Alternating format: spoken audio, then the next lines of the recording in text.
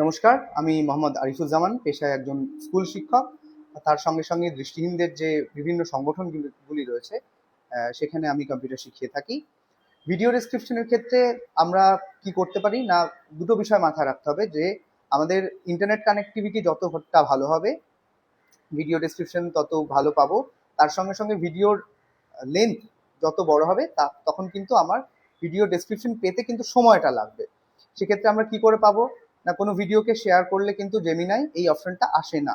সেক্ষেত্রে জেমিনাই যে অ্যাপটা রয়েছে সেইটা আমরা ওপেন করে নেব। ওপেন করে নেওয়ার পর অ্যাটাচ বলে যে অপশনটা রয়েছে সেখানে যাব। সেখানে যাওয়ার পর গ্যালারি পাবো। গ্যালারিতে গিয়ে আমার যে ভিডিওটা দরকার সেটা আমি সিলেক্ট করে নেব।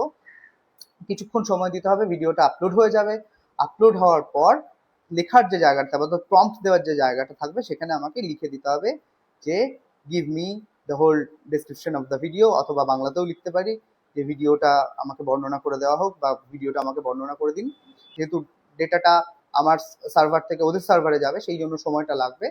তারপরে কিন্তু ভিডিওর যে ডেসক্রিপশনটা সেটা আমরা সবই পাবো, অর্থাৎ ভিডিওতে কতজন লোক আছে, কারা কি পোশাক পরে রয়েছে, কি করছে, কোন ভাষায় কথা বলছে, সবটাই কিন্তু আমরা জানতে পারবো। তবে ভিডিও যত ছোট হবে তার ডেসক্রিপশন কিন্তু তত দ্রুত পাবো।